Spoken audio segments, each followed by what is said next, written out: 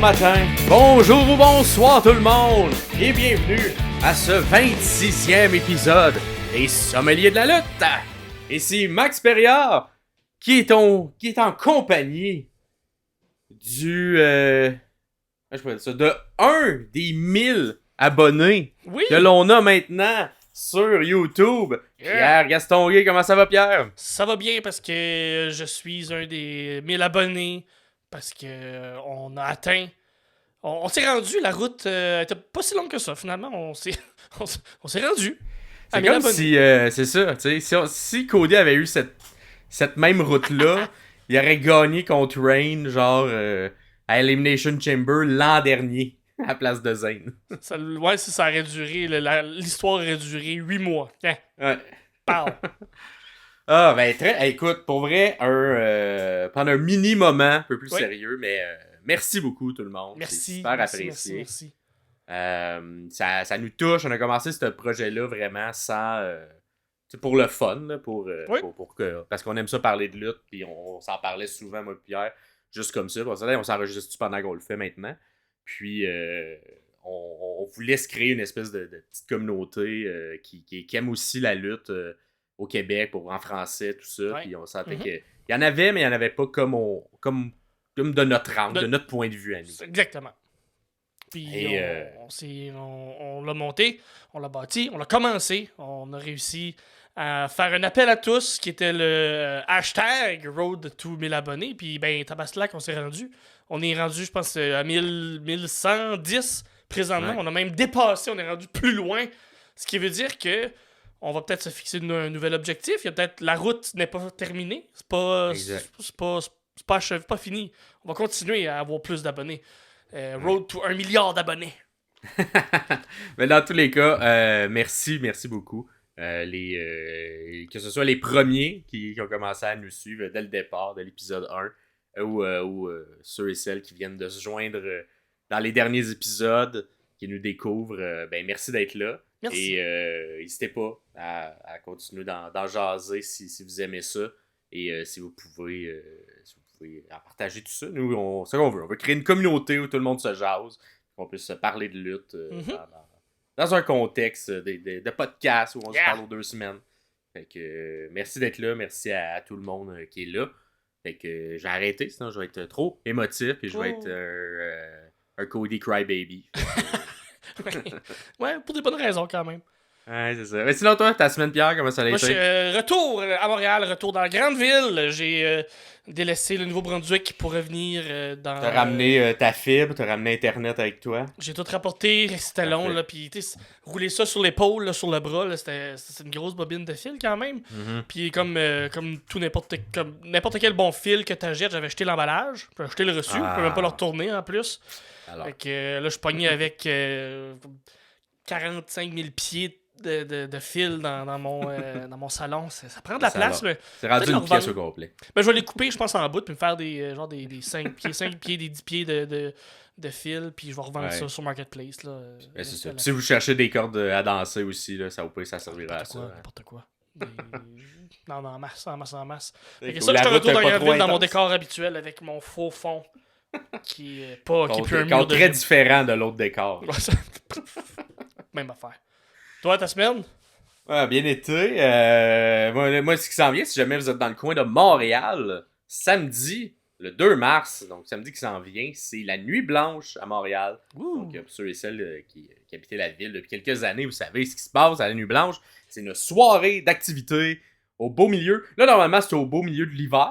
Là, dans les derniers jours, c'est comme au début du printemps, parce que là, c'est supposé redescendre. Fait que là, je sais pas s'il va faire frais ou chaud samedi, mais... Parce que l'année passée, il y avait une tempête de neige à cette date-là, pendant la Nuit Blanche, il y avait une tempête de neige. On était vraiment la Nuit Blanche en esti. C'était l'hiver. Là, ça va être ça. Mais moi, j'anime 3 spectacles cette soirée-là. Tu seras également au disque jockey, à la technique, Pierre. Ouais! Pour ça, c'est au Ciboire à Montréal. Ouais. Exact. Au Ciboire à Montréal, sur la rue Saint-Laurent. Donc, 3 spectacles, un à 19h30, un à 21h30 et un à 23h30. Et qui sait, parmi ces spectacles, vous verrez peut-être Pierre, vous verrez peut-être moi, qui fera des numéros d'humour. Ben, toi, on va te voir, ainsi- toi, on va te voir à chaque. C'est toi qui anime. Moi, je vais animer. Fait que C'est ça. des bonnes chances que je parle dans un micro, à Des moins bonnes chances. que je me fasse tirer d'ici là, puis que tu dois prendre la relève, mais... Ben c'est ça, fait que si jamais vous voulez acheter des billets, ben il en reste encore quelques-uns. On est presque complet pour, Cool. pour 19h30. 21h30, il reste à peu près la moitié des billets. Puis pour l'open mic, à peu près aussi la moitié des billets. Nice. Donc venez nous voir. La salle est assez. C'est pas une petite salle, mais c'est pas une grosse salle non plus. Donc, 60 places si vous voulez environ. des billets, c'est le temps là. Puis on est vraiment coin Laurier et Saint-Laurent. C'est littéralement au coin parce que la porte de la bâtisse elle donne Dans le sur coin. le coin.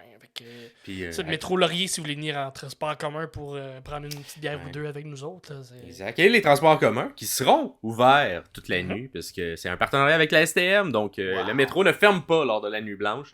Fait que inquiétez-vous pas si vous êtes comme hey, ça finit tard. Non, il va encore avoir des métros, il va y avoir des métros toute la nuit pour cette soirée-là. Donc au plaisir de vous y voir si Absolument. jamais vous êtes là.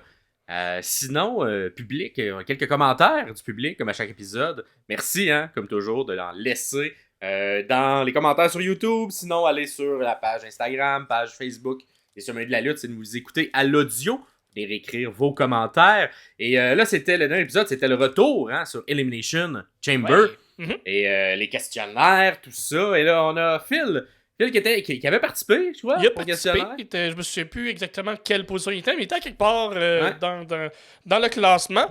Et qui nous a dit un commentaire qui me fait bien rire. Tu sais, tout le monde, je pense que tout le monde le voit, l'Elimination Chamber.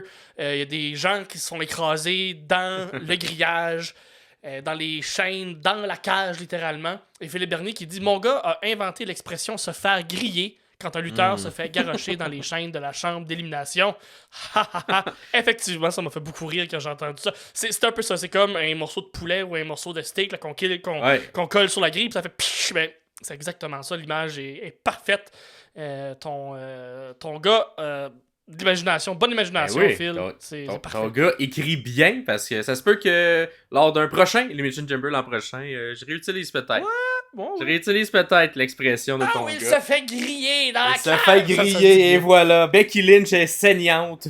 Et là, plus tard dans le match, elle devient médium. Wow. Fait que, ben, parfait. Ben, effectivement. Puis n'hésitez pas à nous partager également des anecdotes comme ça que lorsque vous écoutez la lutte avec vos amis, vos familles. Ça nous fait plaisir de vous lire. Et merci Phil pour ton commentaire. Absolument. Et on va poursuivre avec la chronique Lexix. Yeah. Et cette semaine, le mot choisi, l'expression choisie du monde de la lutte est beat down. Ouh, est-ce que c'est Que- comme dans un rave, ça? Quand le beat, il drop, là? C'est un Ouais, beat non, down? mais pas vraiment, pas vraiment. Moi, j'ai traduit ça en français par attaque à plusieurs. Ah, ok, oui, ça fait du sens. Ok. Ouais, fait que qu'est-ce qu'un beatdown dans la lutte? C'est une situation où plusieurs lutteurs ou plusieurs personnages, ça peut être également d'autres personnes que des lutteurs, Mhm. battent sévèrement Ouh. un autre lutteur ou un autre personnage de la lutte. Ça peut être Ok. un manager également qui peut être la victime d'un beatdown. Donc souvent ça va servir à établir, si on veut, à faire avancer une histoire. Ok. Donc tu sais, c'est rarement... il peut peut-être en avoir un dans des matchs à plusieurs comme le Royal Rumble ou Elimination Chamber où tout le monde décide de se mettre en équipe contre un adversaire en particulier. Ok. Donc, c'est pour montrer souvent lorsque c'est dans un match, pour montrer la force de la personne qui se fait battre ou juste le désavantage qu'elle est. Mais plus souvent qu'autrement, ça va se faire à l'intérieur de promos, ou après un match ou avant un match pour nuire ou blesser un adversaire, pour lui faire comprendre qu'on l'aime pas, qu'il est pas dans notre gang, qui est du côté ennemi ou qui n'est plus dans notre gang. Hein, ça peut arriver également. Ah, ok. Est-ce que généralement c'est fait par des heels, j'imagine? C'est rare que des C'est beatdowns sont faits. c'est rare. par des En fait, il y en a probablement eu, mais j'ai pas de souvenir en ce moment Ok. d'un beatdown de face contre contre un heel en particulier. Mhm. Qu'est-ce qui t'a marqué toi comme beatdown ou comme moment comme ça dans l'histoire de la lutte? Un beatdown qui m'aurait marqué. Écoute, vite de même, je ne saurais je ne saurais te dire. Je trouve que... Ce que je peux dire là-dessus, par contre, je trouve que il y en a eu quand même beaucoup dans les dernières années. Oui, c'est quelque chose qui est quand même... qui fonctionne, ça fait de ses preuves, mais je trouve qu'il y en a eu beaucoup. Fait que peut-être que ça perd un peu de sa force à cause qu'il y en a beaucoup. Mais sinon, là, un comme ça. J'imagine que toi, t'en as déjà souligné un, que t'en as déjà pris un en note là, qui t'a marqué, un beatdown. Oui, mais moi, c'était une situation un peu qui se voulait un beatdown. Ok. Celle qui m'a le plus le plus marqué, ou que c'était vraiment tous contre un, mais que finalement le un, ça en est quand même pas trop mal sorti. Wow. Et c'était lors d'un Royal Rumble, Ben oui. à l'époque de Stone Cold, Steve Austin, où il avait un personnage aimé du public, mais détesté par tout le monde, Ok. dans le locker room, dans le vestiaire. Comme Et lui seul lorsque pouvait le faire, là. comme lui seul pouvait le faire, et lorsque c'était son moment d'entrer dans le Royal Rumble, tout le monde, tous les lutteurs qui étaient sur le ring ont décidé d'arrêter de se battre C'est bon, ça. et d'attendre l'arrivée de Stone Cold pour justement faire un bon beatdown en bonne et due forme et l'éliminer tout de suite parce qu'on le détestait. Et Stone Cold a été plus intelligent que tout le monde. Alors pendant que tout le monde regardait vers la rampe, lui est rentré de l'autre côté à travers la foule et s'est mis à frapper tout le monde et à aller sortir. Fait que ça a comme été une manière de comme d'établir un beatdown, mais que finalement il n'y en a pas eu puis que ça a été renversé par la personne qui devait être victime. Ah, j'aime Et ça. c'était quand même drôle, c'était bien fait dans le contexte de ce Royal Rumble-là, que ça se fasse. Fait que ça, c'en est une espèce d'angle beatdown qui m'a marqué. Sinon, dans les dernières années, lorsqu'il y a une trahison là, complète, ben, on peut se souvenir justement de la All Elite Wrestling, le beatdown sur MJF tout récent, Oui, c'est vrai. lors du dernier pay-per-view. Donc, Adam Juste Cole. avant que, quand il a enlevé son masque, c'est des Undisputed Exactement. Kingdom qui est venu au monde et que MJF est complètement disparu de la map et peut-être rendu... On va voir. Ouais, ça sera peut-être une question du questionnaire qui s'en vient. Et est-ce qu'il y aura aussi des beatdowns à l'intérieur du questionnaire?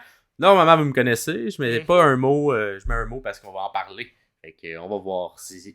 on va s'y rendre éventuellement. Est-ce qu'il y aura un beatdown à un des matchs de ce pay-per-view? Parce que c'est un pay-per-view du côté de la All Elite Wrestling. Ouais. Et on va enchaîner avec ta chronique. La chronique qui le fait mieux. Et c'est quoi cette semaine, Pierre? Cette semaine, qui le fait mieux?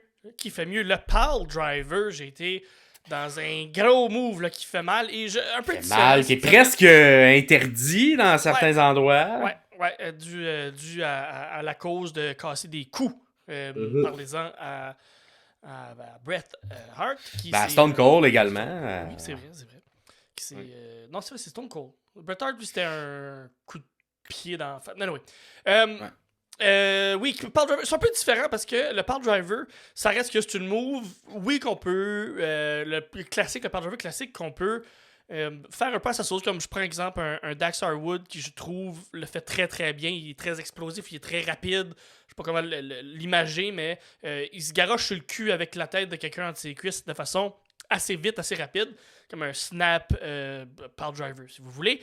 Mais là, j'ai été un peu différemment avec certaines variantes du Pile Driver et c'est pas juste qui le fait mieux, mais quelle variante est le mieux, mais aussi qui fait mieux cette variante-là. Donc, j'ai le Tombstone Pile Driver de l'Undertaker. J'ai le Package Pile Driver de Kevin Steen, qui est devenu Kevin Owens, qui est son Package Pile Driver. Qui l'a jamais fait. Qui l'a jamais fait à la WWE, mais qui, dans les Indies, était quand même très protégé et ça rentrait au poste. Exact. Puis lors de son début de carrière à la WWE, on mettait des petits teases comme quoi il allait le faire, mais finalement, il y avait tout le temps quelque chose qui arrivait qui ne lui permettait pas de le faire. Donc, il n'a pas été capable de l'exécuter à l'intérieur de la WWE. Exactement. Donc, le Tombstone, le Package Pile Driver, et le dernier, c'est le Gotch. Je vais le dire avec des mots, là. Voyelle. Gotch Style Pile Driver. Donc, Claudio Castagnoli et Minoru Suzuki, entre autres, qui le font. Donc, qui prennent un peu, là, comme s'ils prennent une jambe, donc en ceinture, là, comme attachée, puis il se garoche sur les founes. Fait que c'est comme 3 variantes différentes. Lequel est ton préféré? On a un classique, on a un Darling, Indie Darling, et un qui est plus classique aussi, plus régulier. Ouais, de part... Ça sera... Moi, ça va se jouer entre le Tombstone et le Package par le Driver. Ouais. Je pense que je vais aller avec le Package par le Driver parce que c'est très dangereux. Ouais, ok. Et à ma connaissance, je ne crois pas que Kevin Steen a blessé quelqu'un. Je le crois pas non plus. Avec ce mouvement-là très dangereux. Fait que pour le niveau de dangerosité, aussi plus c'est dangereux, plus ça look. Ouais. Je me souviens d'ailleurs un sur El Generico qui avait fait sur une échelle qui tenait sur des échelles et qui l'avait fait à travers une échelle. Ça, c'était leur dernier match avant que Steen signe à la double. C'était un des derniers, ouais. Je sais plus si c'était le dernier, mais c'était un des derniers. C'était dans la au stretch pic finale. Là, de la Ring of Honor avec eux. Là. Et fait que ça en est un qui m'a marqué, qui a marqué mon esprit. Fait que, ouais, je vais dire Kevin Steen, même si c'est un mouvement que je donnerais pas à n'importe qui. Penta le fait quand même bien, ouais. Entre autres, mais sinon, j'ai pas vu beaucoup de monde le faire, cette variante-là plutôt de... Ouais. Il faut être très confiance à ton... Ouais. Parce que t'es attaché, les mains dans le dos, et tu tombes tête première, et c'est ton... Tu sais, c'est souvent les mouvements qui vont être interdits, c'est que ta vie est entre les mains de ton adversaire, donc le risque n'est pas sur toi-même. Le risque est entre les mains de l'autre personne, donc il faut avoir une bonne confiance entre les deux lutteurs pour faire ça, entre les deux lutteuses, si jamais ça se ferait du côté féminin aussi. Fait que c'est ça. Sinon, tu sais, Taker, c'est la fin que j'aimais bien. Là, dans les deux mains, tu fais un beau petit pin, les yeux, tout ça. Tout ça fonctionnait bien avec la gimmick du Undertaker. Toi, ça serait qui? Ben, je suis un peu de ton avis aussi, le package par Driver, parce que ça look, parce que ça fait mal. Mais vu que j'aime beaucoup l'entité qui est Minoru Suzuki pour l'aura du monsieur violent, le Gotch Style par Driver, j'ai un petit faible quand même pour ça. Quand je le vois s'installer pour ça, je vis une petite émotion. Puis je le vois plus souvent. Le package par Driver, on le voit quand même moins. Mais je vais quand même aller vers le package, moi aussi, pour le look, pour l'aspect dévastateur que ça peut avoir là-dessus. Fait que Power Driver, qui le fait mieux? Kevin Steen, package Power Driver. On a un gagnant. Vous, c'est qui? C'est quoi? Quelle variable? Quelle variante? Quelle variante du Power Driver vous préférez et qui vous trouvez le fait mieux? Donc, écrivez ça dans les commentaires. Et si vous avez d'autres noms, n'hésitez pas à les dire également, parce que le Power Driver a été utilisé à bon escient à travers les années. Par CM Punk sur John Cena aussi, le dernier qu'on a vu dans la WWE. Par Jerry Lawler, c'était son finisher également. Ah oui, c'est vrai. Et là, on recule de très longtemps. Oui, mais... c'est ça. Exactement. Mais oui, fait que parfait. Et on va enchaîner ensuite avec notre résumé des histoires ainsi que prédiction pour le pay-per-view de la All Elite Wrestling Revolution qui a lieu ce dimanche. On est le 3 mars, dimanche, ça? Ouais. Dimanche 3 mars, ça a lieu dans la belle ville de Greensboro, North Carolina. Donc, en Caroline du Nord. Oh. Et on va vous faire... on enregistre l'épisode, en fait, avant le Dynamite de mercredi. Ouais. Donc, possible, hein, on est à la All Elite Wrestling, possible qu'il y ait des petits changements dans ce qu'on va vous parler, nous. Cependant, lorsque le questionnaire va sortir en même temps que cet épisode, en même temps que ce que vous écoutez, vous avez déjà cliqué dessus dans la description du vidéo. Les changements vont avoir été faits. Donc, s'il y a des changements lors du Dynamite, là, on va en parler comme si on les connaît pas, les changements. Oui, mais dans le questionnaire, les changements vont être pris en considération. Donc, prenez en considération ce qui est dans le questionnaire et non pas ce qu'on vous dit en fonction des réponses qu'on vous donne. Fait que si, mettons, il y a un lutteur qui est changé dans un des matchs, ben, on va le mettre à jour dans le questionnaire. S'il y a 3 matchs qui sont enlevés pour que le pay-per-view soit moins long, ce serait le fun. Et s'il y a des matchs ajoutés, il y a peut-être plus de chances de ça, on va les ajouter également. On va pas en parler dans la prochaine heure, mais on va les ajouter. Donc, tout d'abord, il va y avoir le Zero Hour. On ne sait pas encore lesquels vont être lesquels vont être lors du Zero Hour. Probablement que ça sera connu d'ici la publication du questionnaire. Donc, vous pourrez répondre aux questions qui ont rapport avec le Zero Hour. On vous rappelle que c'est disponible gratuitement sur la chaîne YouTube de la All Elite Wrestling. Donc, c'est comme nos amis YouTubers, là, la All Elite Wrestling. oui, c'est ça. L'habitude, ils mettent des matchs aussi, la All Elite Wrestling, dans leur pre-show. Donc, vous pourrez les voir. Et peut-être un qui sera dans le pre-show. Je pense qu'il y a des bonnes chances que celui-là le soit peut-être. Il n'a pas encore été annoncé. Mais on a le Meat Madness match. Donc, comment on traduirait ça? La folie de la viande match? Le match de la folie de la viande. La folie. Parce que c'est donc Wardlow, Powerhouse Hub et Lance Archer, 3 grands et gros monsieur qui vont se donner des claques directes à la viande. Ouais. Ils vont aller attendrir la viande tout le match. Ah ouais. Si on se fait un barbecue après, mais c'est ça, il aurait fallu que ce soit pendant l'Elimination Chamber pour pouvoir griller cette viande-là directement sur le grillage de la chambre d'élimination. C'est un match qui arrive un peu de nulle part. Il n'y a pas vraiment d'histoire. Je pense que c'est juste Tony Khan qui fait comme... Il y a 3 gros messieurs qui veulent se maudire une volée. Puis on est en train de bâtir Wardlow, on est en train de bâtir Powerhouse. Fait que Lance Archer, il est un peu comme c'est lui qui va à l'abattoir, là. C'est lui qui va manger le pin. Ouais. À l'abattoir, c'est bien dit pour le Meat Madness. Exactement. Tout est là. Hein. Puis, fait que j'irai pas plus en détail parce que de toute façon, ça sera pas un match qui va être en finesse. On s'entend. Si c'est un Meat Madness match, c'est pas de la finesse qui va être là. Ça va être des belles grands claques sur le chest puis des gros avant-bras. Fait que, est-ce que t'es excité par ce match-là, toi, Max? Excité, peut-être un peu fort, comme est-ce que ça te mais peut-être ça va me donner faim, effectivement. Ouais. Mais moi, est-ce que... On est comme encore un peu au début de ce meme-là, de les gens ont crié meat lorsqu'il y a des coups entre 2 gros lutteurs. C'est vrai. Fait que, lorsqu'on enregistre aujourd'hui... J'aime encore un peu ça. Je pense que c'est comme une formule qui va s'épuiser éventuellement. Ouais. Mais à ce stade-ci, ça me fait encore rire que tout le monde crie meat à chaque coup. Donc, je suis pas excité. Mais c'est quand même 3 gros monsieur qui vont se frapper puis qui vont essayer de se faire des mouvements. Fait que j'haïs pas ça encore. C'est 3 bons lutteurs, on s'entend là. C'est juste que j'espère que c'est pas un match qui va durer 20 minutes. Parce que 20 minutes d'entendre meat... Ouais. Ça risque d'être long. Fait que c'est ça. D'après moi, Wardlow devrait gagner le match de viande. Quoique. Non, c'est ça. On a magané Powerhouse la semaine passée à Collision pour qu'il soit peut-être moins en forme pour ce match-là, pour peut-être perdre que Wardlow prenne le pin. Pas prenne le pin, mais donne le pin à Lance Archer. Fait que. C'est ça. J'ai cru voir quelque part sur un site qu'il y avait peut-être une 4e personne, une surprise. Je l'ai écrit là pareil, mais je pense pas. Je pense que c'est vraiment juste les 3. On va voir. C'est ça. C'est ça à ajouter. Vous allez le voir vous dans le questionnaire. C'est ajouté à Dynamite. Mais pour l'instant, c'est né que 3 morceaux de viande dans le match. Okay. Alors, moi aussi, je vais y aller avec Wardlow par un tombé. Est-ce que tu penses que le match va être plus ou moins que 12 minutes? Moins que 12 minutes. Moins que 12 minutes.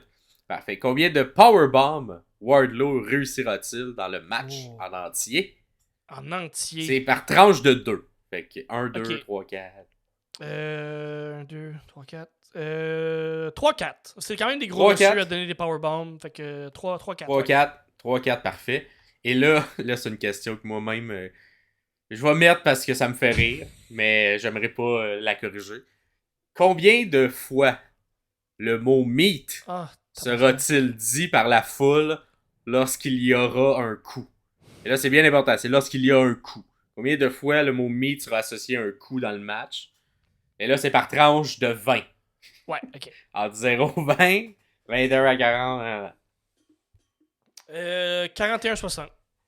41 à 60, parfait. Ouais. On va voir. Fait que vous pourrez répondre également à cette question très niaiseuse, mais ô combien divertissante, qui va me faire plaisir de compter ça. Fait que là, juste pour être certain, là, si ça crie Holy Meat, ça compte pas. C'est si un coup que quand il y a un coup et que les gens disent meat en même temps que le coup et qu'on entend le mot meat. Fait que je serai juge de tout ça. J'ai mis des tranches de 20. On va espérer que ça soit pas genre à un près. Mais bon, je vais faire de mon mieux, soyez indulgents tout de même. Ensuite, prochain match qu'on a sur cette carte, on a Christian Cage, le champion de la TNT, qui affrontera un peu par surprise Daniel Garcia. Ouais. Il y a eu un peu un changement de booking dû à une blessure, malheureusement. On dirait que la All Elite Wrestling a beaucoup de difficultés. Hein. Elle n'est pas chanceuse, beaucoup de blessures juste avant les pay-per-views. On va espérer qu'il n'y en aura pas trop à Dynamite de ce soir.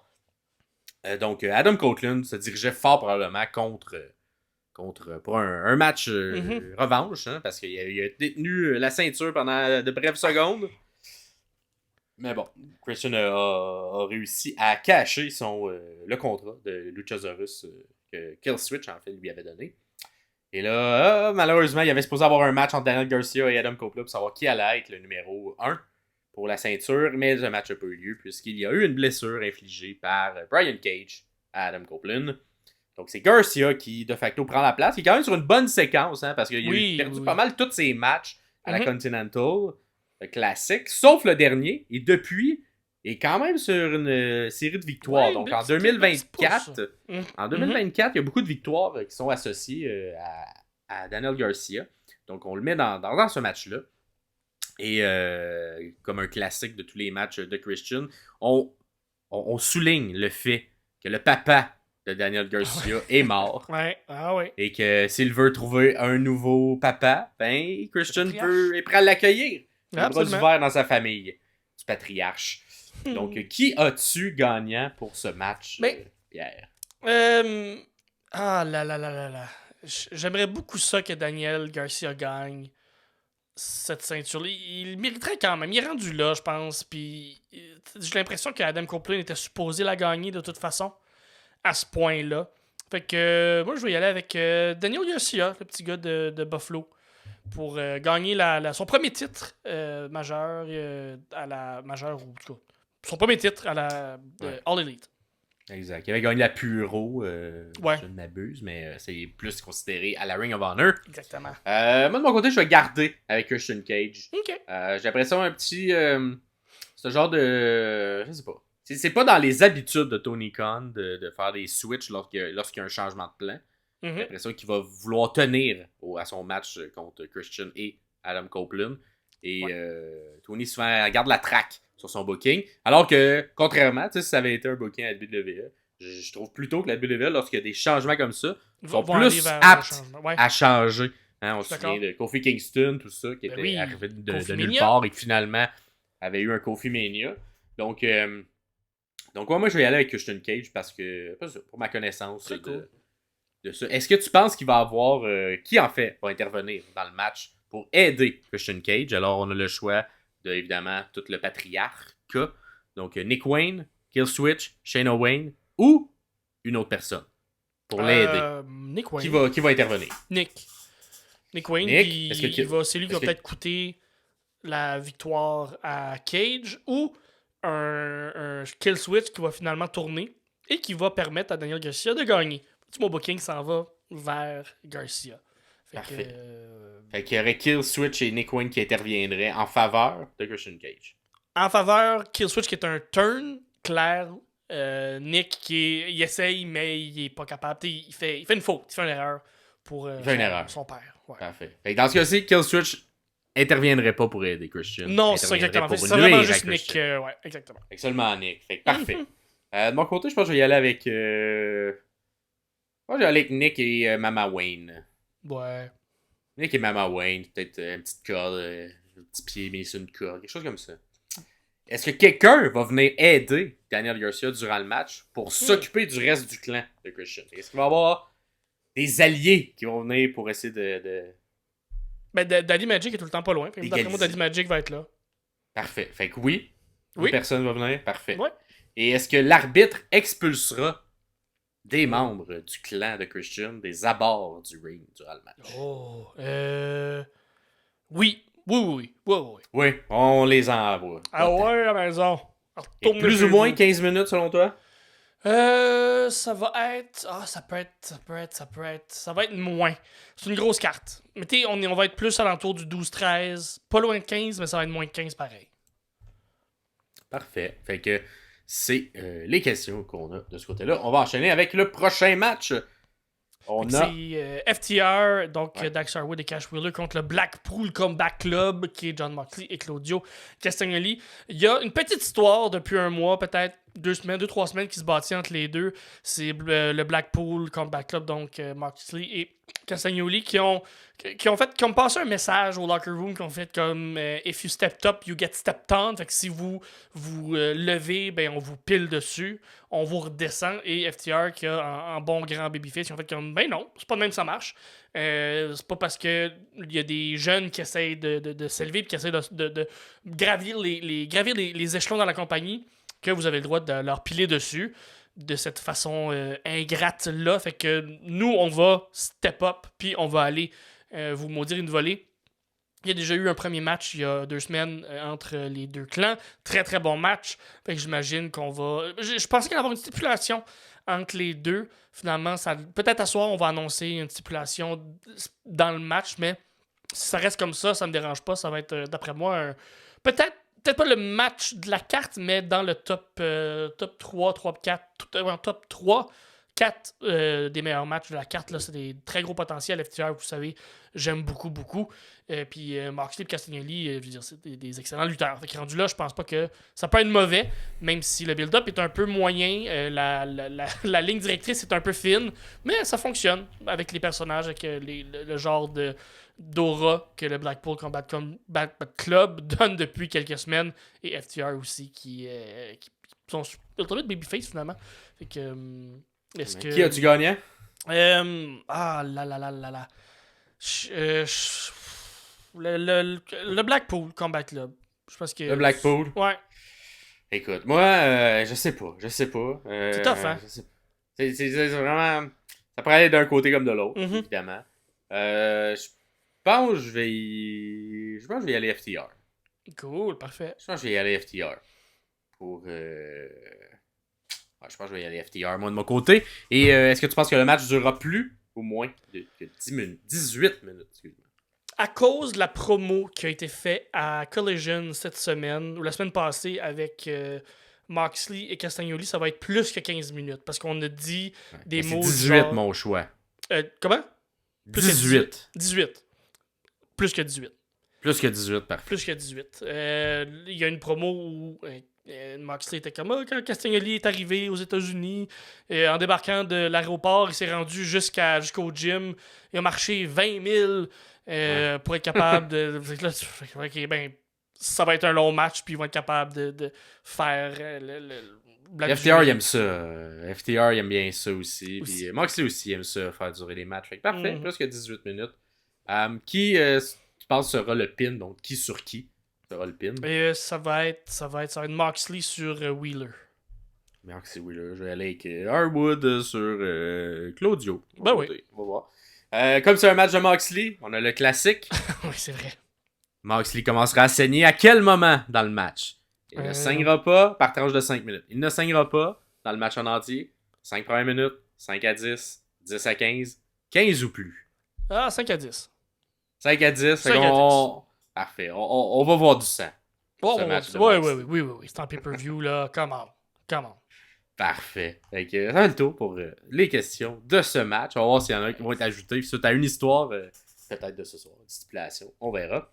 On enchaîne avec le prochain combat de la carte, qui est Orange Cassidy, ainsi que Roderick Strong pour le titre international de la All Elite Wrestling. Woohoo! Alors, pour ce qui est de cette histoire-là, ça a quand même été mentionné, je pense, dès le lendemain de World's End, que Roderick Strong voulait la ceinture internationale de Orange Cassidy et qu'il allait tout faire pour mettre des bâtons dans les roues. Et là, ça en est suivi un classique construction d'histoire, donc Orange, qui de plein de manières différentes s'est pris contre le United Undisputed Kingdom. Donc, ça soit par des matchs en équipe avec ses amis, ses meilleurs amis, les best friends, que ce soit un contre un avec les autres membres qui ne sont pas Roderick Strong. On toutes a eu les variantes, un Texas match là, avec Matt Taven. Exactement. Donc, c'est un peu cette construction-là. Fait que c'est une construction un peu de je veux ton titre, donne-moi là. Du côté de du Kingdom, du Undisputed Kingdom, on veut des ceintures. On l'a mentionné dans la promo qui a suivi, si on veut, la création du clan, ou en tout cas, la mise à jour, la mise en lumière du clan, avec Cole qui se remet d'une blessure, mais qui éventuellement sera de retour. Wardlow vise des ceintures. Les champions par équipe ont déjà des ceintures, visent encore d'autres ceintures. Tout le monde veut des ceintures là-dedans. On veut avoir plein de ceintures. C'est un clan qui collectionne les ceintures. Fait qu'est-ce que on va ajouter cette ceinture-là à la collection? Est-ce que Roderick Strong va prendre la ceinture à Orange Cassidy? Oui. Il va gagner. Il va prendre la ceinture. Moi, j'ai l'impression qu'on va voir de Undisputed Kingdom avec toutes les ceintures éventuellement. Un peu comme on l'a fait à NXT avec Undisputed Era, où momentanément, pendant peut-être 2 mois, ils ont eu tous les ceintures et ça lookait. Bloodline également ont eu toutes les ceintures pendant une certaine période. Ça look. Fait que je pense que oui, cette mode-là est présente, puis je pense qu'on s'enligne vers ça. Ça sera pas tout de suite, ça sera pas là parce qu'il faut qu'Adam Cole revienne de sa blessure, bien évidemment. Mais moi, je pense que Strong va l'avoir, puis il va avoir une bonne run avec. C'est le genre de titre qu'on peut garder longtemps. Puis Strong, ça fait commencer en 1999, je pense, en 2000. Là, ça fait 22 ans, 23 ans, 24 ans qu'il fait ça, lutter. Puis c'est un wrestler, là, comme il y a des humoristes qui sont des comics, là, ben, tout le monde l'aime dans le locker room, puis il est respecté. C'est pas le préféré jamais des fans, mais le monde à l'interne aime beaucoup ce qu'il fait. Je pense qu'il est rendu là, on peut lui donner ce titre-là, puis il va très bien faire avec. Donc, moi, je mets mon argent fictif sur Roderick Strong. Parfait. Moi aussi, je vais aller avec Roderick Strong. Je pense que malheureusement, ce règne-là de Cassidy va passer moins à l'histoire que l'autre d'avant. Le premier. Et je pense aussi là, la vision qu'on a du Undisputed Kingdom va éventuellement se réaliser. Puis ça sera un morceau de puzzle de moins à trouver pour cette ceinture-là.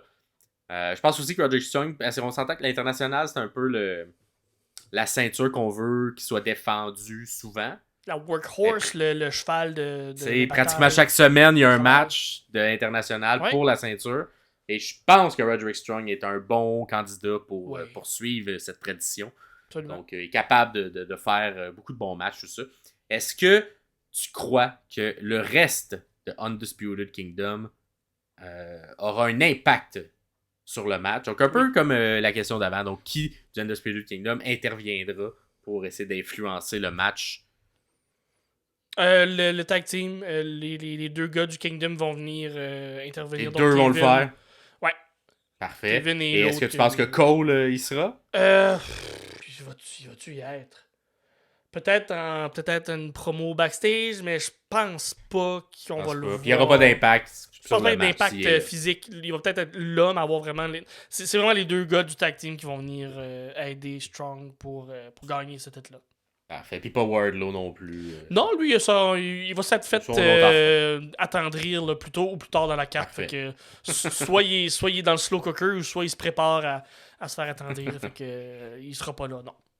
Parfait. Puis est-ce que les amis de Orange Cassidy viendront pour essayer d'égaliser les chances? Oui, parce que depuis 1 mois, on les élimine à tour de rôle. Fait que là, ben, ils ont eu le temps de reprendre du mieux chez eux à la maison, de se remettre de leur petit bobo, puis là, on va les voir apparaître un peu comme en surprise, de venir apparaître pour l'aider à défendre, mais il va être trop tard ou ça fonctionnera pas. Ou ça ne réussira pas. Ça ne réussira pas, exactement. Parfait. Fait que c'était les questions qu'on a pour l'instant pour ce match. Le prochain match, c'est qu'on a, nous autres, sur la carte. Ça veut pas dire que c'est l'ordre exact là, qui va être. Là, c'est vraiment juste les matchs ont été garochés de même sur une feuille. Timeless Toni Storm qui défend son titre de championne du monde contre Diana Peruzzo. Peruzzo, je dis le temps Peruzzo, mais parce que je pense au Peluso. Ah, tu vois, c'est une autre affaire.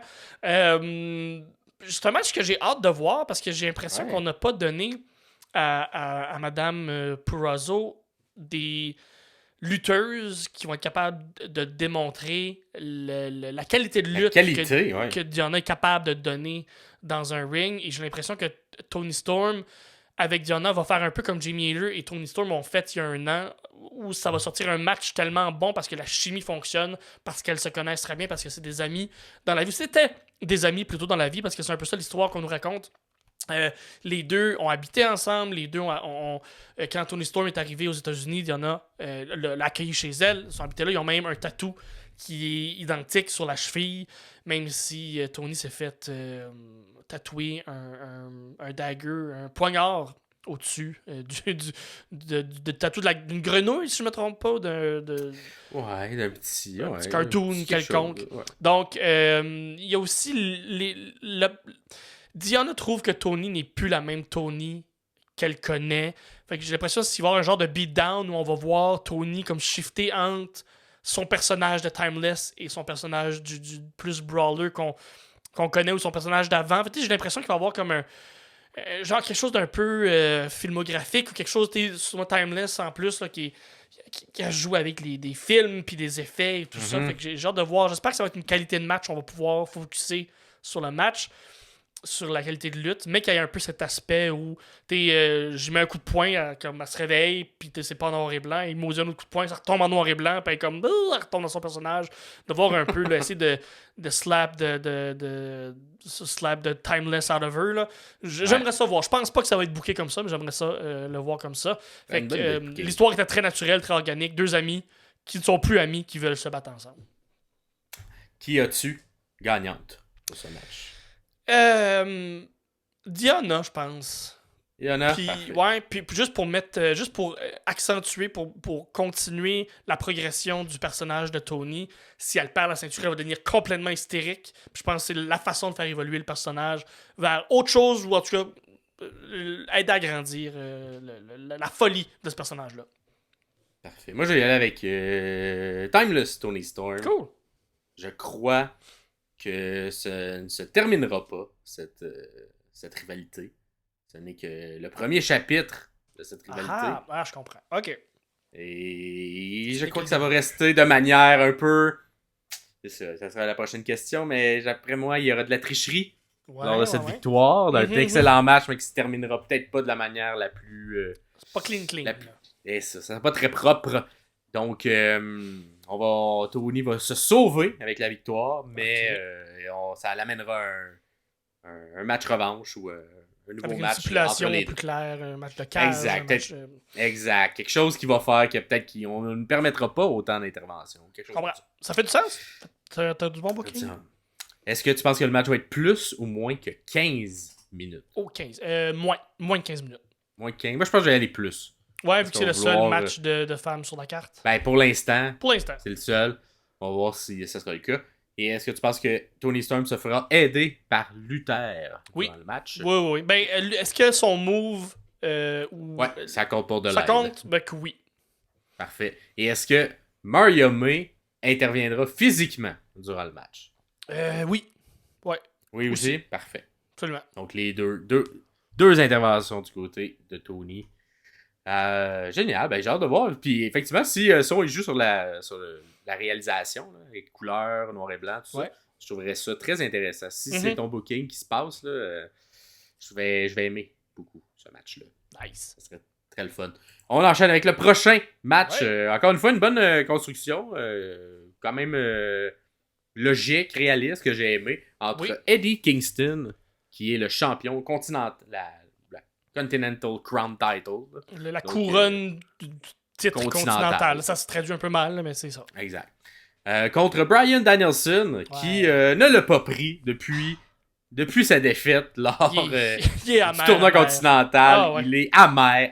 C'est vraiment bon. Ce build-up-là est bon. J'ai bien aimé ça. Puis on a commencé même durant le dernier pay-per-view. Donc, non, j'aime bien ce qui se passe entre les deux. Danielson qui justement est encore sur un peu son checklist de la dernière année. Donc, affronte beaucoup de légendes de la New Japan, entre autres. Eddie Kingston a des liens forts à la New Japan aussi. Donc, c'est également des idoles de son côté. Et à chaque fois, Danielson prend bien soin de serrer la main à ces gens-là qu'il respecte pour souligner le fait qu'il ne respecte aucunement Eddie Kingston, qui est même dégoûté un peu de toute la carrière d'Eddie. Mhm. Comme oui, depuis un an, il s'est réveillé, mais tout ce potentiel-là était présent depuis plusieurs années. Et Brian est très, très, très fâché que ça n'ait pas mis de l'avant ce potentiel-là plus tôt dans sa carrière. Donc, pour ces raisons, veut tout lui enlever. Il veut lui manquer de respect à chaque occasion. Si bien que c'est une stipulation du match. Ouais. Si Eddie Kingston gagne, Bryan Danielson n'aura pas le choix de serrer la main de Eddie après le match. Donc, c'est au-delà de la ceinture. Là. C'est pour l'honneur, pour le respect entre les deux lutteurs. C'est très bien construit comme match. Moi, j'ai aimé ça. Ça a permis de voir Danielson contre plein de gens différents. Ça a sorti des bons matchs aussi de plein de personnes. Avoir aidé également au commentateur à travers tout ce build-là. C'était très bon travail qu'il fait depuis quelques mois. Là. Ouais, fait que tout ça, moi j'ai bien aimé. Toute la construction entourant ce match-là. Fait que bravo là-dessus. On y a été long terme et ça l'a payé. Il n'y a pas eu de blessures qui ont venu dérailler le plan non plus. Non, donc, très content de ça. Qui as-tu de ton côté entre Danielson et Kingston gagnant?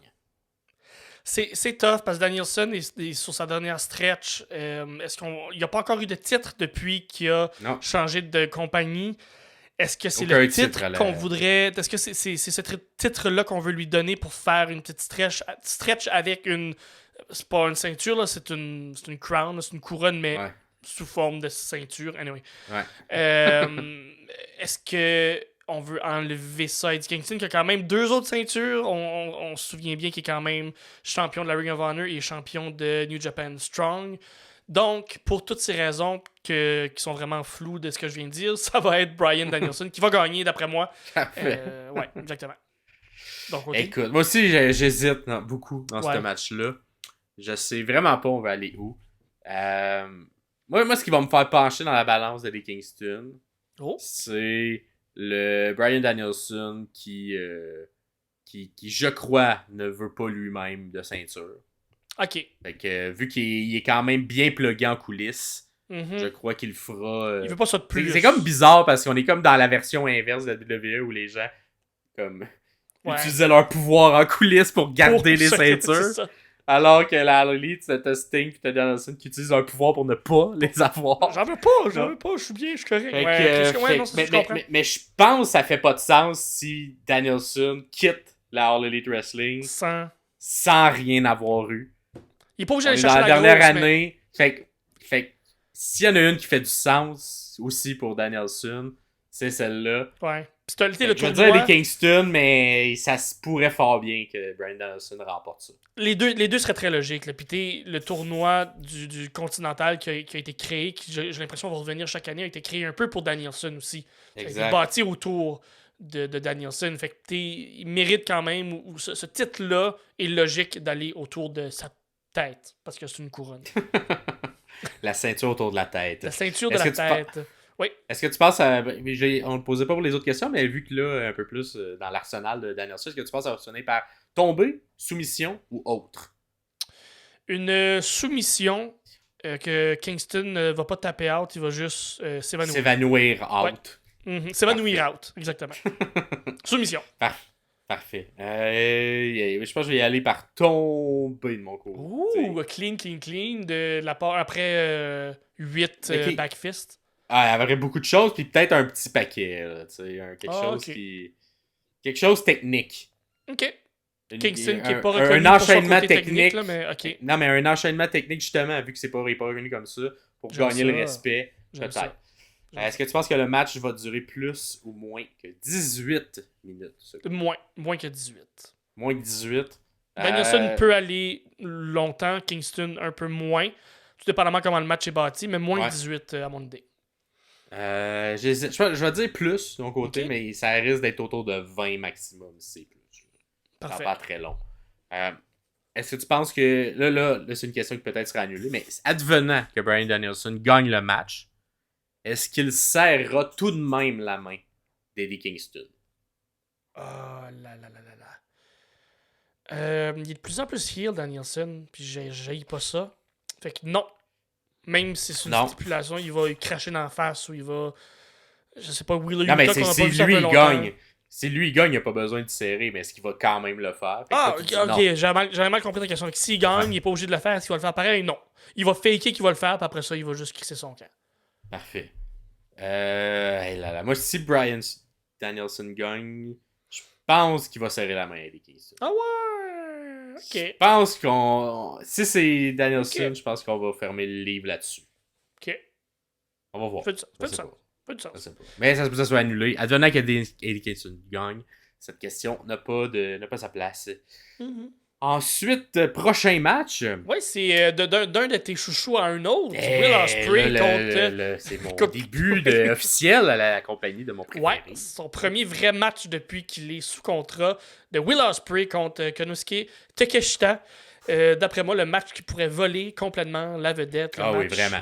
Qui a le potentiel de tout arracher, littéralement. Takeshita, j'ai l'impression qu'on a juste vu une fraction de ce qu'il est capable de nous donner. J'ai l'impression qu'il est capable d'aller plus loin encore, surtout avec un Will Ospreay qui, littéralement, depuis 2 ans, peut tout faire. A gagné tous les prix de tous les Meltzer, puis les prix des Indies, puis les prix de toutes, il a tout gagné. Les prix des sommeliers, il en a gagné aussi. Nos prix qui ont une valeur inestimable. Dans le monde de la lutte. Non, je pense que il n'y a pas d'histoire, hein. C'est 2 gars, Ospreay et Takeshita, qui sont dans la famille de Don Callis. Don Callis qui a juste fait comme, ben ouais, ils vont se battre. Ben oui, qui n'a jamais donné vraiment de réponse claire à chaque fois que Renee Young l'interview. Donc, je comprends pas nécessairement le match-up. Je pense que Tony Khan, le booker, a juste fait, on veut donner... Moi, je veux voir ce match-là. Puis on veut donner une grosse vitrine à Will Ospreay pour son premier vrai match depuis qu'il est sous contrat. Fait qu'on va juste faire ça. Pas nécessairement d'histoire, c'est un peu cold, mais on va le faire comme ça.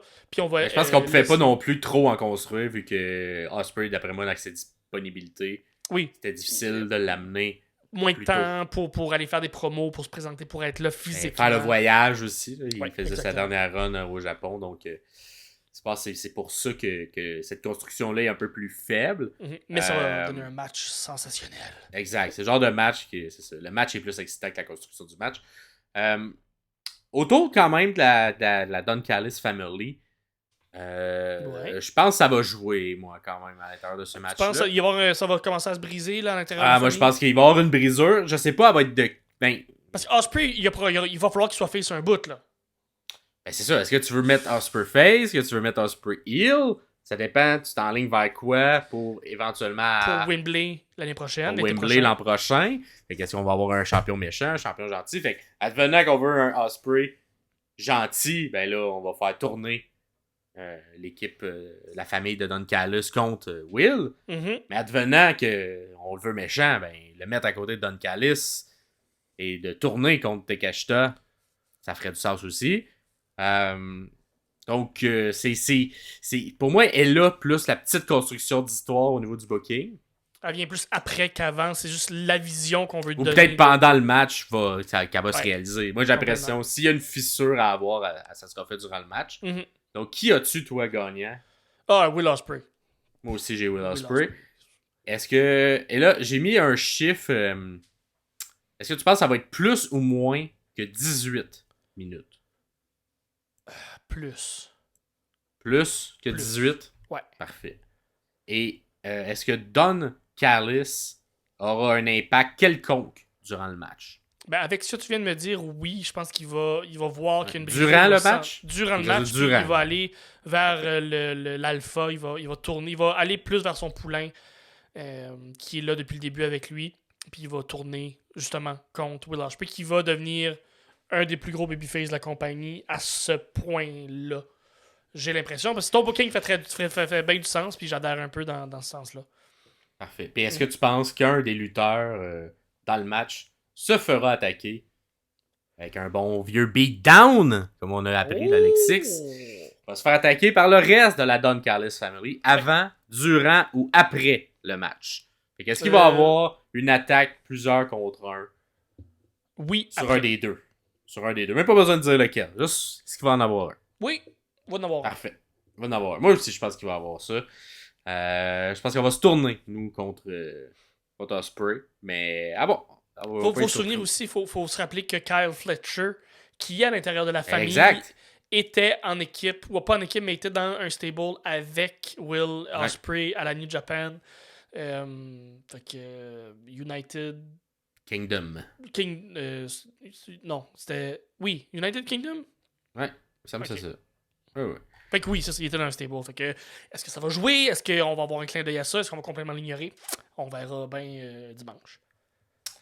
Parfait. Fait que c'est le tour pour cet excellent match qui sera peut-être... Ouais. Moi, en tout cas, moi, je vais voter pour que ça risque d'être ça, mon match préféré de la carte.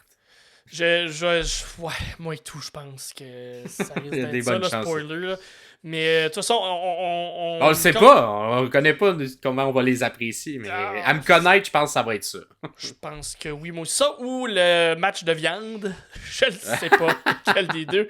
Mais de toute façon, le booking de Will Ospreay pour les semaines à venir, j'ai l'impression que dans le main event, puis on est presque rendu là dans notre carte, le main event va jouer aussi à savoir comment on se rend à Wembley, l'apport de Will, puis qui va être champion à ce moment-là. Donc, mais on n'est pas encore rendu au main event. Avant ça, c'est le dernier on a match. le dernier match de la carrière de Sting.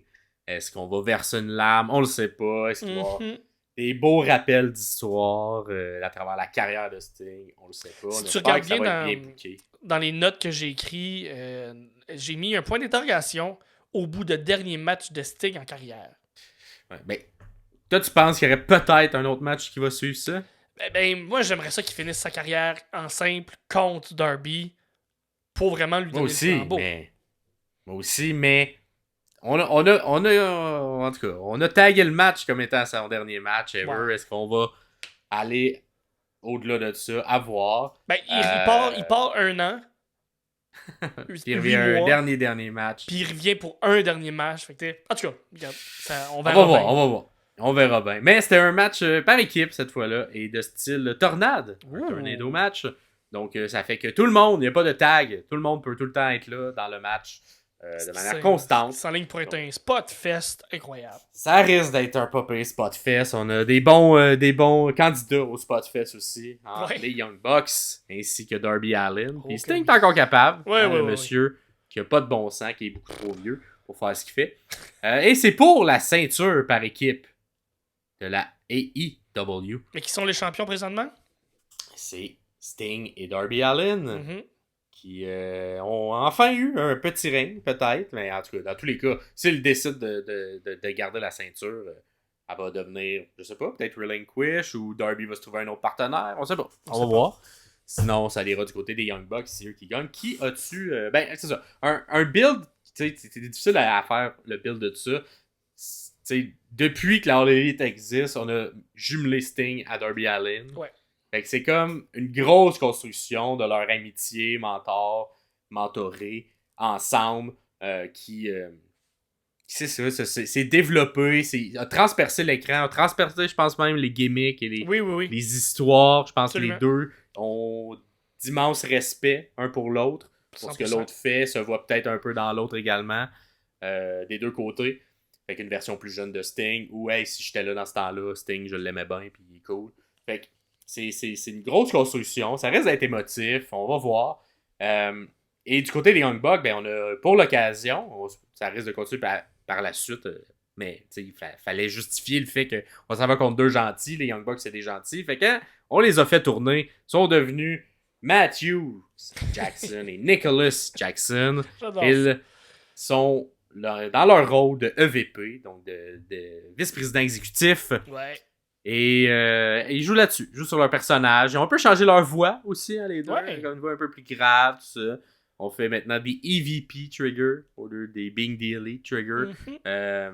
On a tout changé un peu, la gimmick, ou ce qui faisait un peu la magie des Young Bucks, donc les trucs YouTube, tout ça. Tout ça de côté, maintenant on se rend sur notre rôle à l'intérieur de la compagnie.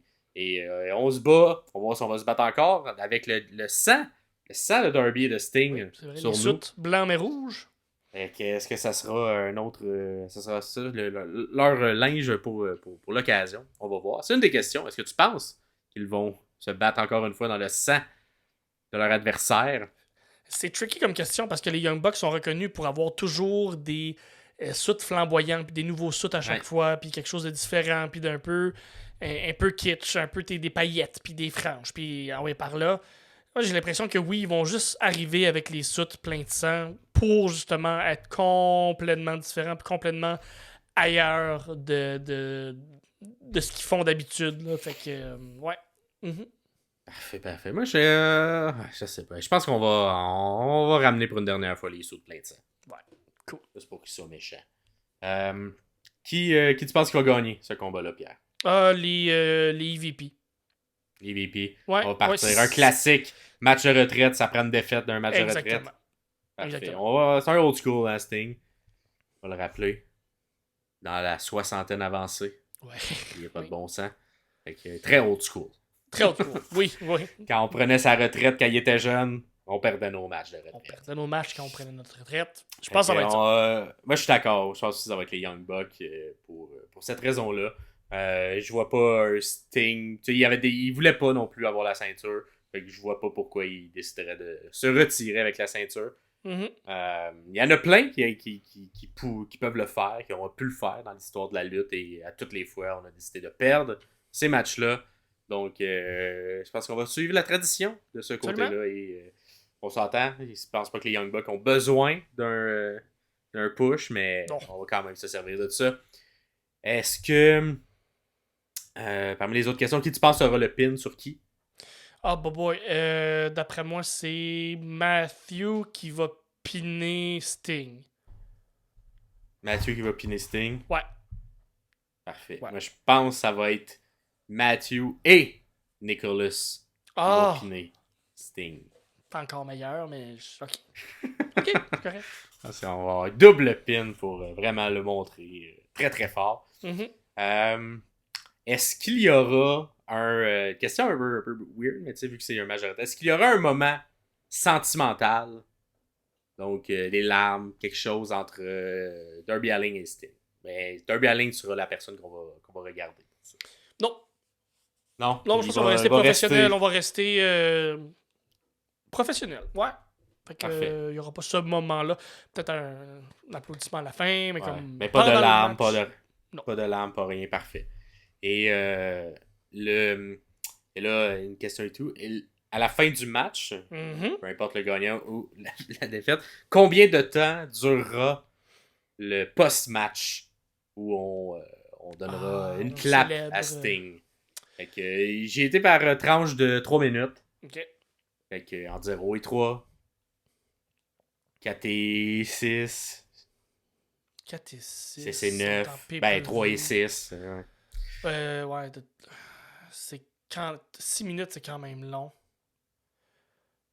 Ouais, 3, 6, 4, 6 dans la deuxième bracket. Parfait. Je pense que je vais le faire par des brackets de 2 en fait. 0 à 2, 2 à 4 et 4 à 6. 4 6. 4 6 toi? Ouais. Parfait. Je pense que j'ai les 2 4 de mon côté. Parfait. On va le laisser, mais tu sais, un moment donné, on va enchaîner puis on va présenter le prochain match. Et ici, il y a un prochain match. Hein, parce que peut-être que ce sera le dernier match. Peut-être. Peut-être. Est-ce que les Young Bucks vont un peu briser le personnage et serrer la main ou faire quelque chose de respectueux face à Sting? Ou Non. Ils sont full heel, là, puis ils s'en calissent ben raide. Non, ils vont être Non, ils vont être cocky as fuck, puis aucun respect envers Sting à ce moment-là à la télé. Fuck out. Parfait. Fait que moi, je pense aussi qu'ils vont pas briser le personnage. Ils vont gagner, puis ils vont s'en aller vite fait. Ils vont laisser le ring au perdant. Ouais. Pour qu'il y ait une petite célébration. Donc, parfait. Ben, c'est les questions qu'on a pour ce match-là. Il nous reste... il reste le main event, qui peut-être sera pas le main event. C'est peut-être pas le main event, mais qui est pour la ceinture, le World Title, le titre du monde de la All Elite Wrestling. Samoa Joe, qui est le champion, contre Hangman Adam Page, contre Swerve Strickland.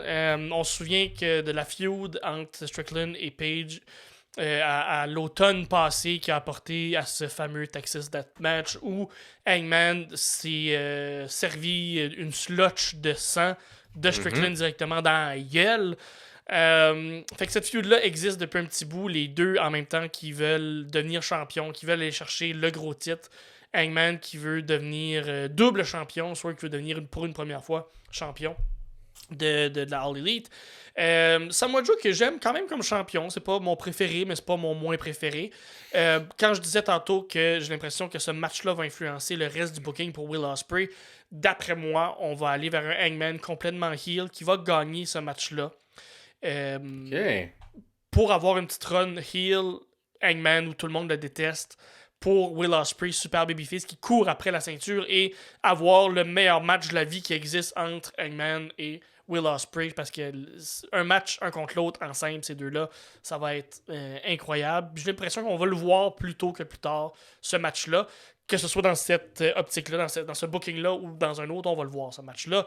Puis j'ai l'impression qu'on va le voir en pay-per-view pour vraiment être capable de tout sortir le jus de ces deux personnes-là. Fait que pour le booking à Wembley cet été de Will Ospreay, ça va influencer le booking là du pay-per-view. Donc pour moi, on va un peu tasser la feud Swerve Strickland, où elle va se finir là, elle va se terminer là, parce que j'ai l'impression que Hangman va piner Strickland. Donc on enterre cette feud-là, Hangman gagne cette feud-là, et par la bande gagne aussi le titre, et on protège Joe parce qu'il n'a pas été piné, mais il perd quand même le titre. Fait que lui, il peut quand même feuder avec Hangman au travers de ça pour se rendre à Wembley éventuellement. Et être fâché contre Tony Khan de l'avoir mis dans cette situation perdante. Complètement, oui, complètement. Ok, puis... je n'ai pas eu de pin et j'ai perdu ma ceinture. Ça ferait du sens, tout ça ferait du sens. Ça ferait du sens. Moi, on dirait, la seule chose que je vois mal dans ça, c'est que je comprends pas comment tu peux pas, un moment donné, cacher sur Swerve Strickland. Moi aussi. C'est le seul hic dans mon équation qui fonctionne pas parce qu'il est red hot depuis 6 mois. Exact. Puis un moment donné, faut que tu y ailles. Ouais, c'est ça. Si tu veux pas que ça s'épuise. Et d'habitude, Tony ne laisse pas ça trop longtemps. Il est assez vite sur le trigger. On l'a vu avec The Acclaim.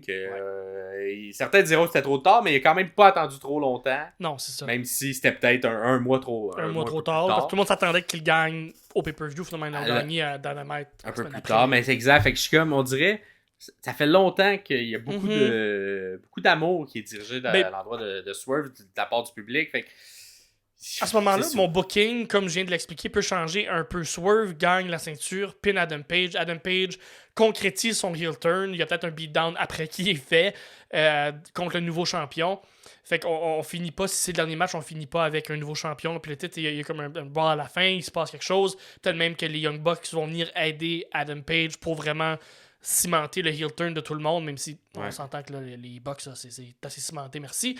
On continue la feud Page-Swerve pendant une partie du printemps pour pouvoir finalement se rendre à un Page qui gagne contre Strickland. Donc Strickland qui a un petit règne, mais qui l'a quand même. On a le visuel de lui qui gagne, on a le visuel de lui qui est champion. Page gagne pas longtemps avant de se rendre à Wembley et perd à Wembley contre Ospreay, qui va partir pour une run de 1 an comme champion. À moins que MJF soit quelque part là-dedans. Mais là... Oh, ça va être dans les prochaines questions. Il y a beaucoup de cartes sur la table. Il y a beaucoup de cartes sur la table. Il y a vraiment beaucoup de cartes. Puis Joe et tout pourrait juste gagner puis poursuivre le règne. Puis, bon, complètement. Oui. Les deux. Fait que tu sais, tout est possible. Fait que toi, tu y vas pour Page. Moi, je pense que je vais y aller pour Strickland. Ok. Peut-être que tu trouves ça trop... C'est trop hot. Il est trop... Red Hot dans le feu. C'est parce que si c'est pas là... C'est quand? C'est quand, c'est ça. Puis là, tu sais, on va Wembley, fait que tu sais, il y a quand même un laps de temps. Puis là, tu sais, on dit Wembley comme si c'est sûr qu'il va gagner. Peut-être qu'Ospreay va pas gagner rien, là, à Wembley. Il va peut-être juste être dans un match normal. Un match single contre rien, mais comme... Ouais, c'est ça, là. Fait que tu sais, mais on dirait, je suis comme... Je pense que ça serait le temps pour Swerve. Je pense que Joe... Et je le voyais depuis le départ comme un champion de transition. Ouais, moi aussi. Fait que je pense que ça serait une belle transition entre les deux, d'avoir gardé. Puis en même temps, tu le protèges, tu le gardes dominant, tu le fais attaquer peut-être justement.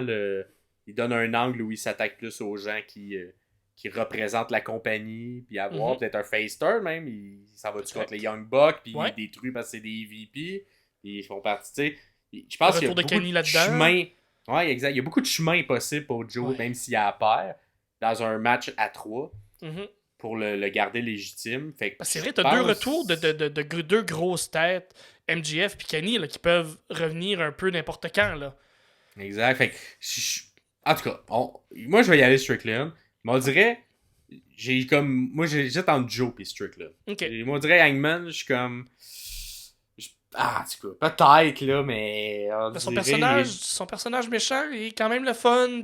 Bon, ben, je l'aime pas. Ouais. C'est pour ça que je dis tout le temps. Ça marche parce que je l'aime pas, comme Logan Paul. Ouais, quand ça marche, je l'aime pas pour vrai. Il y a une moustache! Comment, il y a une moustache! Comment? Ça, il fait bien, en plus, c'est un bel homme. Combien, selon toi, de cookies no clutch seront appliqués durant le match? Donc, seulement appliqués. Seulement appliqués. 2. Un sur chaque. Un sur chaque, parfait. Ouais. Et parmi les autres, est-ce que dans le fond, il y aura une tricherie claire, une arme utilisée? Une arme... Vu que c'est un triple threat, hein, c'est vrai, les armes sont... Oui. Il y a le choix. T'as le choix de plein d'armes. On n'a pas le choix. Fait que... est-ce qu'une chaise sera utilisée? Pas des punaises, pas ce genre de match-là. Quoi que c'est le main event, peut-être que des punaises vont quand même être là. Kendo stick. Ouais. Moi, j'aime bien gros les kendo sticks. Ça sonne, ça frappe, ça laisse des traces. Kendo stick. Ben, vous pourrez répondre, comme vous voulez, quelle arme sera utilisée dans le match. Et ça fait le tour un peu de ce match-là, de ce peut-être main event à voir. Ça fait même le tour de cette carte-là, imagine. Cette carte-là, mais il y a des questions de cartes au complet. Qui as-tu en début de la carte principale? Aïe.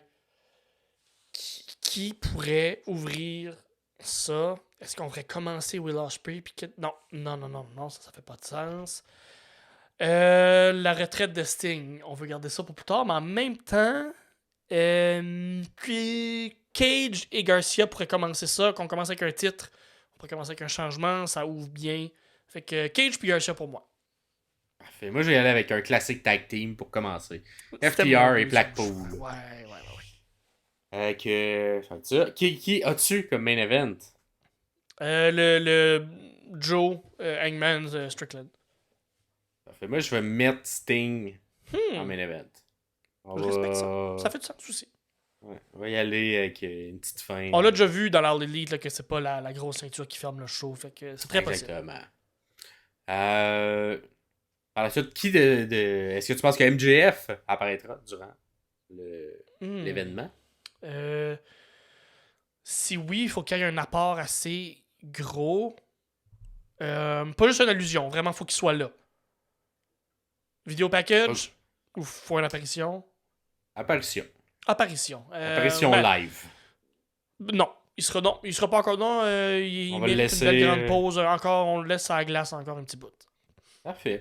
Et parmi combien de temps durera la carte, selon toi? Tabarnak. Un peu moins de 4 heures. Ou alentour de 4 heures. Là, parce qu'il y a du match. Seulement carte principale. Hein? Seulement carte principale. Oui, absolument. Oui. Alentour de 4 heures.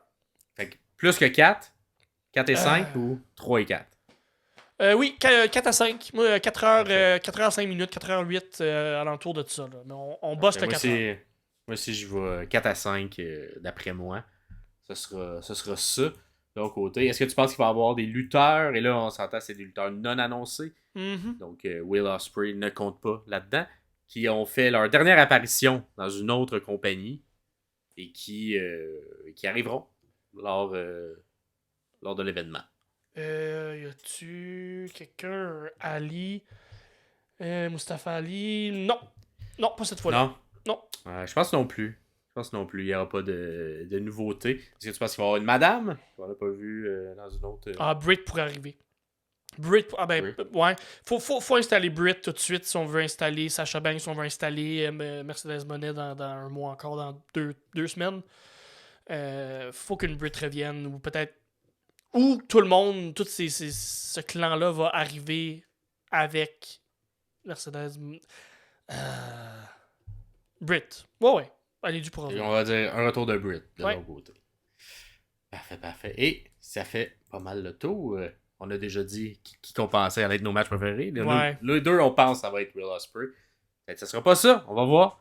Et dites-nous dans les commentaires d'abord, allez répondre au questionnaire qui est dans la description. Sinon, sur Facebook ou Instagram, voir le lien. C'est plus facile sur Facebook, hein? Les liens fonctionnent mieux sur Facebook que sur Instagram. Fait qu'on vous invite à aller là pour aller répondre aux questionnaires. Invitez vos amis jusqu'à dimanche. Ben oui, dimanche. Dimanche à midi. Ben, je vais dire dimanche à 5h. Parfait. Dimanche à 5h.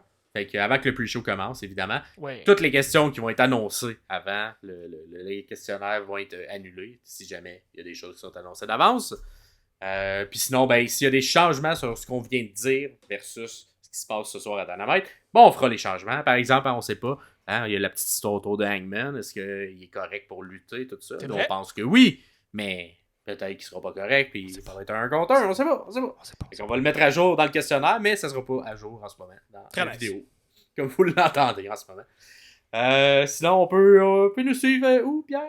On peut nous suivre sur tous vos médias sociaux que vous voulez. On est, non pas sur toutes, mais on est sur Facebook, on est sur Instagram, on est sur YouTube. Si vous nous écoutez sur YouTube, c'est évident, vous êtes là. Vous pouvez commenter dans le bas, vous pouvez discuter avec nous si vous nous écoutez sur n'importe quelle plateforme de balado, votre plateforme préférée. Venez jaser avec nous sur Facebook, sur Instagram. On répond comme on peut. Si jamais on répond pas, on vous lit quand même. On va mettre un petit cœur. On essaie d'avoir une conversation avec tout le monde qui nous écrit. On est là, on voit vos commentaires et on vous en remercie. N'oubliez pas de partager, de liker et invitez vos amis là, qui connaissent la lutte mais qui l'écoutent peut-être plus à écouter cet épisode-là et à répondre au questionnaire. Plus il y a de gens qui répondent au questionnaire, plus ça donne de job à Max. Puis moi, ça me fait plaisir de le voir travailler encore plus, qu'il travaille fort. Fait que, mais plus on est de fous, plus on rit. Donc plus il y a de gens qui répondent au questionnaire, plus c'est le fun de voir différentes réponses, différentes opinions. Donc invitez plein de monde, là.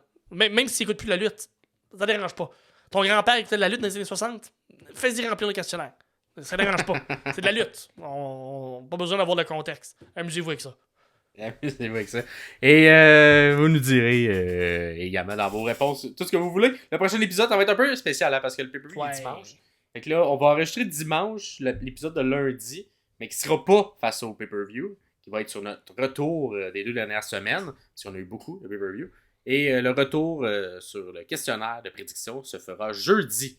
Donc, jeudi le 7 mars. Ouh, donc, vous allez avoir les réponses d'ici là, voir notre retour, notre appréciation de ce pay-per-view-là. Ou pas. Je pense qu'il y a des... Ouais, c'est ça, ou pas, mais je pense qu'il y a des bonnes chances d'être mieux qu'Elimination Chamber. Oui. Les deux de notre côté, on n'avait pas beaucoup apprécié. Donc, je pense qu'il y a plus de cartes, une carte plus intéressante en termes de match de lutte. Oui, ça va au volume aussi. Il y a plus de matchs, fait qu'il y a plus de chances qu'il y ait des matchs qu'on aime plus. On s'entend, il y a le double, c'est pas le triple de matchs qu'il y avait à Elimination Chamber. Mais oui, les matchs qui ont été annoncés, même si c'est pas les meilleurs build-up, parce que depuis un an, All Elite a comme beaucoup moins d'histoire sur le long terme. La qualité de match, la qualité de lutte est toujours très bonne. Surtout pour Revolution qui gagne depuis 2 ans.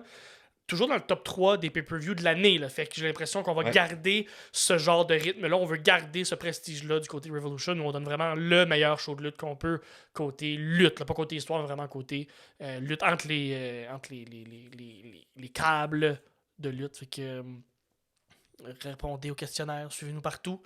Partagez la bonne nouvelle. Puis merci encore pour les 1000 abonnés sur YouTube.